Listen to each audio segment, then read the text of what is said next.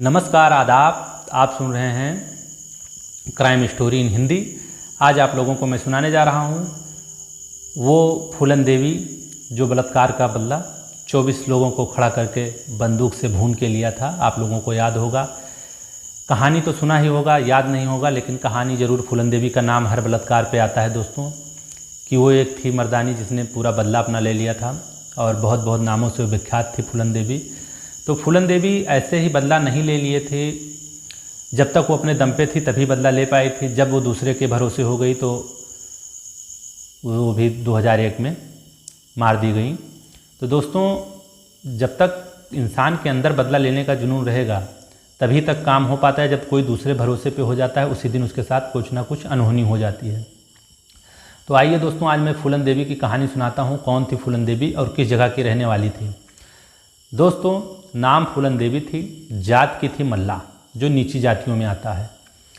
मल्लाह होते हैं जो नाव को चलाते हैं। उत्तर प्रदेश के ज़िला जालौन गांव गोहरा पुरवा की रहने वाली थी। दोस्तों, एक छोटा सा पुरवा जो चंबल नदी के किनारे था। इस पार उत्तर प्रदेश लगता था, उस पार मध्य प्रदेश लगता था। उस जगह की वो रहने वाली थी। बहुत ही गरीब परिवार में थी। कई भाई बहन होने के कारण परिवार में काफ़ी गरीबता था। उनकी 11 ही साल की उम्र में शादी हो जाती है। उनका जन्म 10 अगस्त 1963 को दोस्तों। तो फूलन देवी का जन्म 10 अगस्त 1963 को होता है और 11 साल की उम्र में उनकी शादी हो जाती है दोस्तों। कम ना पैसा होने के कारण, गरीबता होने के कारण अधेड़ उम्र के साथ होती है शादी। इनकी 11 साल, उसकी उम्र 26 साल थी जिसके साथ इनकी शादी हुई। फूलन घर से जाना नहीं चाहती थी, लेकिन फूलन देवी को उसके घर वाले मना जना के किसी तरीके से जब ससुराल भेज देते हैं 11 साल की उम्र में। आज की बच्चियां अभी खेलती हैं, उस बच्ची को क्या समझ रहा होगा। जब वहाँ पे वो जाती है, फिर उसके साथ में उसके घर वाले जो होते हैं, सास ससुर होते हैं, जो मर्द उसका होता है, वो इतना उससे काम लेते हैं और मारते पीटते हैं, बहुत प्रताड़ना करते हैं। एक दिन उसको कहते हैं कि जाके पानी भर लेके आओ कुएँ से। तो पहले मटके चलते थे, बड़े बड़े मटके सर पे रख के लाया जाता था। वो मटका था, लमसम मान के चलिए 25 लीटर उसमें पानी आता। 11 साल की उम्र में अगर लड़की जाती कुएँ से पानी निकाल के भर के लाती, कितनी बड़ी बात थी। जाती हैं कुएँ पे और पानी भर के निकालती हैं। बहुत मुश्किल से पानी बाहर आता है और फिर मिट्टी का जो उनका बर्तन रहता है, उसे घड़ा बोला जाता है, मिट्टी का बर्तन, उसमें पानी लेकर निकलती हैं। तो वहीं पर जो ठाकुर के लड़के सब खेला करते थे, वो गुलेल से उस पर निशाना मार के और उनका मटका फोड़ देते हैं। पानी पूरा गिर जाता है। जब वो घर आके अपने सास से ये बात बताती हैं तो सास उनकी, दोस्तों, जो उनकी सास रहती हैं, बहुत गुस्सा होती हैं और गुस्सा होने के बाद उसको उल्टा सीधा कहती हैं।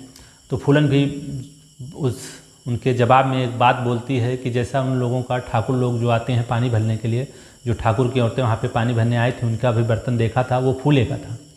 मतलब लोहे का, जैसे फूले का या पीतल का, तांबे का, इस तरीके से बर्तन था। ये बात अपनी सास से बोली तो सास ने उसको हड़काते हुए कहा और बोला, तुम जबान लड़ा रही हो, अभी आते हैं तुम्हारे पति, तो मैं उनसे बताती हूँ। जब ये बात उसके पति से बताया गया तो पति रात में इतना फूलन को मारता है, इतना मारता है कि उसके पेट में दर्द होने लगता है, अंदरूनी हिस्से में दर्द होता है। सुबह रोती रहती है बैठकर। तो उसका पति बोलता है कि जाकर बकरी चरा लेकर आओ। तो वो बोलती है दर्द हो रहा है। वो बोलता है कि चराना है तो जाके चरा लेके आओ, अगर घर पे रहना है नहीं तो निकल जाओ। जब ये सारी बातें सुनती है, फूलन के अंदर बहुत गुस्सा आता है और वो बकरी लेके जाती है। फिर मन ही मन सोचती रहती है, वहाँ पे बकरियाँ जब चराती है, बकरी चराते चराते फिर क्या था, फूलन वहाँ से अपने गाँव फिर वापस अपने माँ बाप के पास पहुँचती है। माँ बाप के पास पहुँचने के बाद में पूरी बात बताती है, लेकिन माँ बाप भी क्या करे, गरीब थे, तो लड़की को समझाते हैं और फिर घर पर ही रख लेते हैं। ये सब समस्या देख कर फूलन ने अपने माँ बाप का हाथ बटाना चालू कर दिया। गांव में ही जहाँ पिताजी उसके काम करते थे, साथ में काम पे जाने लगी। जो भी काम होता था उसमें हाथ बटाती थी। फिर फूलन एक दिन अचानक खेत में गई थी। पीछे से एक लड़का जो ठाकुर लोगों का था वो गया और फूलन को वहाँ पे छेड़ा, उसके साथ मतलब बलात्कार किया। जब बलात्कार कर दिया तो वो आके अपने बात ये घर पे बताती है। यही बात की गांव में फिर उसके माता पिता पंचायत करते हैं। पंचायत में सारे ठाकुर लोग एक तरफ इकट्ठा हो जाते हैं और जितने नीच जात के रहते हैं वो नीचे बैठते हैं, ये लोग ऊपर बैठते हैं। साथ ही वहाँ पे कुआं था, गांव की औरतें भी वही कुएं पे थी। दोस्तों, उसमें पूछते हैं अपने लड़के से कि उस दिन क्या हुआ था। उसका लड़का नहीं बोलता है, एक बगल वाला बोलता है कि उस दिन ये हमारे लड़के को पप्पी मतलब चुम्मा मांगने के लिए बोल रही थी। दोस्तों वहाँ पे इतना हंसी होता है, फूलन शर्मिंदा हो जाती है और फिर वही ठाकुर लोग कहते हैं कि तुम मेरे लड़कों को बिगाड़ती हो। तुम्हारी बिटिया, उसके पिता से बोलते हैं, तुम्हारी बिटिया हमारे लड़के को बिगाड़ती है, इसमें यह सज़ा दी जाएगी कि तुम्हारी बिटिया को इस गांव से बाहर निकाला जाता है। सारे गांव ने इस सज़ा को उस लड़की जो 11 से 12 साल की लड़की थी उसके खिलाफ़ ये सज़ा मंजूर कर दिया। उस लड़की को 12 या 13 साल की उम्र में गाँव से बाहर जाना पड़ता है। गाँव से वो बाहर जाके अपने एक रिश्तेदार के यहाँ जाती है, उसके यहाँ रहने लगती हैं। जब वहाँ पे रहने लगती हैं फूलन, तो रिश्तेदार जो रहता है 4-6 महीने बीतता है, वो उसी बीच में वो रिश्तेदार का आना जाना जंगल में नदी के उस पार रहता है, चंबल के जो मध्य प्रदेश में लगता था जंगल था, वहाँ आना जाना रहता था। बदमाशों से जो डकैत रहते थे उनसे मिलना जुलना रहता था। एक दिन फूलन को भी साथ में लेकर गया था। वहाँ पे एक विक्रम मल्ला से मुलाकात होती है। वो मुलाकात होती है, फिर वापस आ जाते हैं घर पे। घर जब आती हैं तो इनकी पत्नी जो रहती हैं वो कहती हैं, जिसके रिश्तेदार के यहाँ रहता है, कि अरे फूलन तू कब तक यहाँ पे पड़ी रहेगी। ये बात सुनकर फूलन को बुरा लगता है और फूलन फिर वहाँ से अपने घर रिटर्न चली आती हैं। थोड़ी ही दूर पर घर था, जैसे 2-3-4 किलोमीटर एयरफेयर में घर था। तो वो वापस घर पे आती हैं और घर पे आके जब आ जाती हैं तो उनके माँ बाप देखते हैं। तब तक ठाकुर लोगों को पता चलता है, उसको फूलन को दूसरे दिन जेल में बंद करवा देते हैं। जब फूलन जेल में बंद हो जाती हैं, फूलन देवी के साथ वहाँ रात में दरोगा और जो सिपाही रहते हैं वो भी रात में बलात्कार करते हैं। दोस्तों एक नीच जात की औरत लड़की के साथ इतना जुल्म होता चला आ रहा है। अभी वो डकैत नहीं बनी है, अभी कुछ नहीं हुआ है। दोस्तों लोग फूलन के बारे में अगर अच्छे से जाने तो बहुत नेक थी फूलन। अगर दूर से सोचते हैं कि 24 लोगों का ऐसे खड़ा करके कत्ल कर दिया, 20 लोगों को मार दिया गोली से, तो उसमें भी एक कारण था, मारना भी एक कारण था। दोस्तों आज के ज़माने का बलात्कार आप लोग ही देख रहे हैं। तो दोस्तों जब रात में पुलिस और दरोगा मिलकर उनका बलात्कार करते हैं उसी थाने में, सुबह तीसरे दिन एक ठाकुर इनके पिता को लेकर जाता है, कहता है हम छुड़वा देते हैं। वो जाता है, जब छुड़वाता है फूलन अपना बदन दिखाती हैं, बताती हैं रात में ये क्या है। कहते हैं चलो दरोगा साहब ने क्या होगा। बोलते हैं 25,000 रुपया लगा है, तब तुम्हारी लड़की छुट्टी है। लड़की घर पे आती है। लड़की जब घर पे आती है अपने पिता के पास शाम को बैठती है, खाना पानी होता है। पिताजी बोलते हैं ठाकुरों का एहसान है तो छूट गई। बोलती है कि मैं विधवा बन के रह लूँगी, किसी की रफेल बन के नहीं रहूँगी। फूलन यही बात बोलती है रात में। बोलती है एहसान उनका होगा 25,000 रुपये तुमको देकर अगर मुझे छुड़ाए हैं। किसी की मैं रखेल बन के नहीं रह सकती हूँ, मैं विधवा बन के रहना पसंद करती हूँ। क्योंकि फुड़क लड़की थी, उसे किसी की बात बर्दाश्त नहीं। एक उसके अंदर मर्दानगी वाली बातें थी दोस्तों, क्योंकि वो फूलन उस ज़माने की फूलन थी जो ठान लेती थी, वो करती थी। पूरा ठाकुरों का दबदबा था, ठाकुर ही गवर्नमेंट थी उत्तर प्रदेश में। उस ज़माने में दोस्तों ना कोई मोबाइल चलता था, ना रास्ते नीक रहते थे, ना पुलिस पहुंच पाती थी मौके पर। डकैतों का ज़माना था। उस टाइम डकैतों की बोलती चलती थी। 1960, 70, 80 उसी दौर में डकैत थे। डकैत तो 2005 तक दोस्तों सुनने को मिला है कि थे। उसके बाद में जब बलात्कार हो जाता है, वो रात में लेकर आते हैं अपने घर पे। जब लड़की को रखते हैं, जब वहाँ थाने से ला के रात में लड़की अपने पिता के पास रहती है, रात में ये सब बातें होती हैं, तब तक उसी रात में डाकू लोग आ जाते हैं। और डाकू जब आते हैं फूलन को उठाकर ले जाते हैं, उसके साथ बलात्कार करते हैं और पूछते हैं कि पुलिस को तुमने क्या क्या बताया है, मुखबिरी किया है। फूलन के साथ बलात्कार होता है। तब फूलन को याद उस विक्रम मल्लाह की आती है, जिससे उसके रिलेशन वाले ने उससे मिलवाया था। फूलन एक बहुत हिम्मती लड़की थी, क्योंकि उसे मरना नहीं पसंद था, मारना पसंद था। दोस्तों उसको अपने पर हुए अत्याचार का बदला लेना दोस्तों उसे पसंद था। तब उससे वहीं से वो घर पे आती है और उस रिश्तेदार से मिलके उस विक्रम मल्ला से उसकी मुलाकात होती है। जब विक्रम मल्ला से उसकी मुलाकात होती है, एक गैंग में ले जाकर उसको शामिल करता है। और गैंग में जब शामिल हो जाते हैं तो दोस्तों कुछ ही दिन बीतता है कि जिस गैंग में विक्रम मल्ला रहते हैं उसके मालिक ठाकुर रहते हैं। दोनों में आपसी लड़ाई होता है, तो विक्रम जो मल्ला रहता है उसके गोली लग जाता है।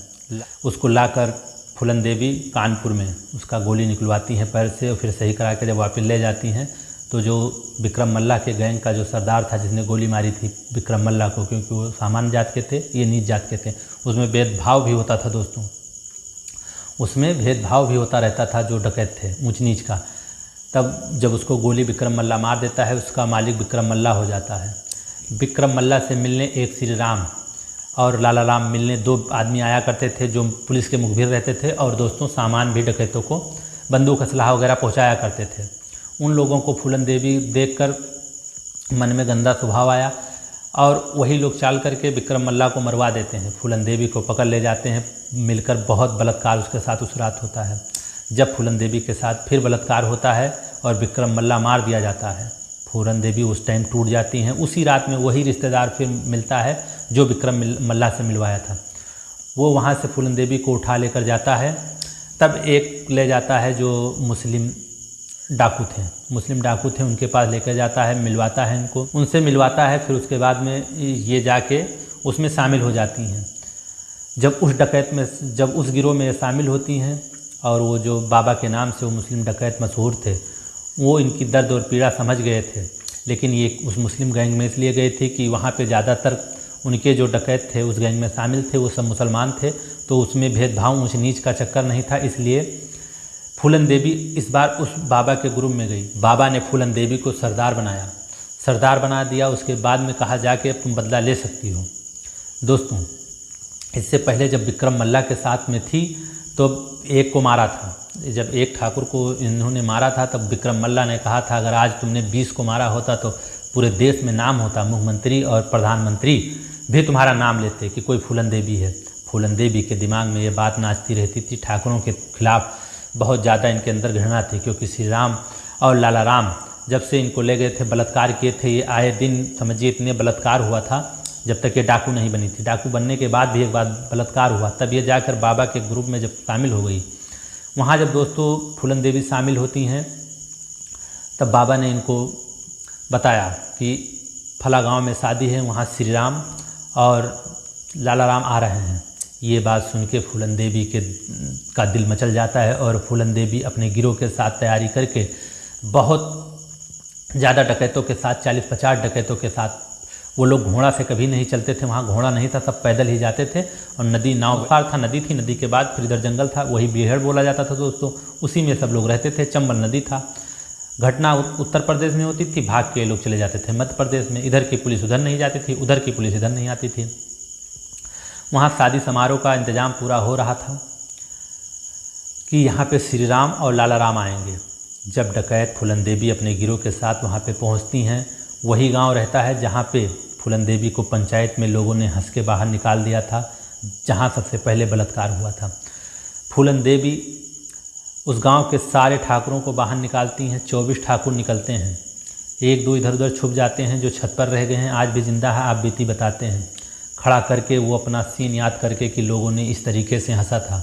अंधाधुंध गोलियां चलाते हैं। 24 लोगों को दोस्तों खड़ा किया था, 24 लोगों को खड़ा करके, और गोली जब चला दी थी उनके ऊपर, 24 में से 22 लोग मरे थे, 2 बच गए थे दोस्तों। 1 लोग आज भी जिंदा हैं जो बताते थे कि मैं चुपके से आंख मूंद कर लेटा हुआ था और जब धुआं ख़त्म हुआ आंख मैंने खोली तो एक बदमाश खड़ा हुआ था। उसने मेरे आंख से आंख मिला कर देखा, मैंने आंख फिर मूंदी, लेकिन मेरा लात से सीना पलट के और धाए दी सीने में गोली मार दी। सीने से इस पार से उस पार गोली हो गई। लेकिन दोस्तों कहते हैं जब तक ऊपर वाले को मंजूर नहीं होती है तब तक मौत किसी की आ नहीं सकती। वो उनको लेकर उनकी दुल्हन अपने बैलगाड़ी से दूर जहाँ शहर था वहाँ ले जाकर उनका इलाज हुआ और वो आज भी जीवित हैं। वो किसी सरकारी पोस्ट पे थे दोस्तों। वो अपनी आप बीती बताते हैं कि 24 लोगों को खड़ा किया गया, 24 लोगों को खड़ा करके सीधा गोली उन्होंने चला दिया। तो ये था फूलन देवी का वो। दोस्तों फूलन देवी को लोग तो बताते हैं फूलन देवी वहाँ मार के फिर चली जाती हैं वापस। जब फूलन देवी मार के चली जाती हैं, दूसरे दिन पूरे देश में हाहाकार मच जाता है कि एक बलात्कारी ने 24 ठाकुरों को लाइन से खड़ा करके गोली मार दिया। दोस्तों बलात्कार का जुनून जब तक था फूलन देवी के अंदर, उनकी मौत भी नहीं आई, डाकू भी बन गई, लेकिन अपना बदला लेकर, लेकिन श्री राम और लाला राम उनके हाथ नहीं लगे, वो वापस चली जाती हैं। जब इनको मार देती हैं जाके अपने उस्ताद से, जो सरदार एक मुस्लिम बाबा थे, उनसे मिलती हैं। मुस्लिम बाबा कहते हैं कि 24 ठाकुरों को मारा है, कोई छोटा काम नहीं है, लेकिन कल से ही पुलिस कुत्ते के तरीके से हम लोगों को ढूंढ ढूंढ के मार देगी, क्योंकि जितने को मारा है किसी न किसी का कोई ना कोई रिश्तेदार पुलिस है, कोई कुछ है। ऐसा ही होता है दोस्तों। दूसरे दिन से पुलिस जितने डाकू रहते हैं सबको पकड़ कर इनकाउंटर करने लगती है, लेकिन फूलन देवी हाथ नहीं आती है दोस्तों, क्योंकि उसके अंदर एक जुनून रहता है, बगावत, दिमाग में उसके बगावत जो रहता है। कोई ऐसे बागी नहीं बनता है, बहुत दर्द सहकर दोस्तों बागी बनता है। हर बार जब लोगों के साथ बलात्कार ही होता रहता है तो लोग 1983 तक फूलन देवी को पुलिस नहीं पकड़ पाई थी। श्री राम और लाला राम को तो फूलन देवी नहीं मार पाई थी, लेकिन पुलिस उनको नहीं पकड़ पाती है। फिर क्या होता है, समझौता। दोस्तों कहते हैं कि तुम सरेंडर कर दो, लेकिन फूलन देवी कोई हल्का नाम नहीं था। बाबा भी मार दिए गए थे, सारा गैंग ख़त्म हो गया था, 2 लोग बचे थे। 2 से फिर गैंग बढ़ता है, ये लोग काफ़ी अंदर निकल जाते हैं, तालाबों में जहर मिला दिया जाता है, पानी पीने के लिए नहीं रहता है, लेकिन फिर भी एक आदमी जो उनका रहता है जानने वाला, वही पानी गांव से ला के पहुँचाता है। फूलन पीती हैं, बिना पानी के भी मर जाती। लेकिन फूलन देवी दोस्तों 1983 में जब उनको एक अधिकारी था, बहुत समझाने के बाद फूलन को सरेंडर करा पाया था। वो भी मुख्य मंत्री के सामने सरेंडर हुई थी, बहुत बातें हुई थी दोस्तों, तब जाके वो सरेंडर हुई थी। तो ये कहानी काफ़ी लंबी है, अगर आप लोगों को पार्ट 2 में जानना होगा कमेंट करिएगा, तो हम बताएंगे कि कैसे फूलन देवी अपने आप को सरेंडर की थी और सरेंडर करने के बाद कितने दिन तक वो रही और क्या क्या बनी। जो मैंने आधी कहानी फूलन देवी को आप लोगों को सुनाया है, आप लोगों को कैसी लगी कमेंट बॉक्स में हमें बताएं। और अगली मुलाकात होगी हमारी किसी अन्य वीडियो में, तब तक हमारे चैनल पर आप लोग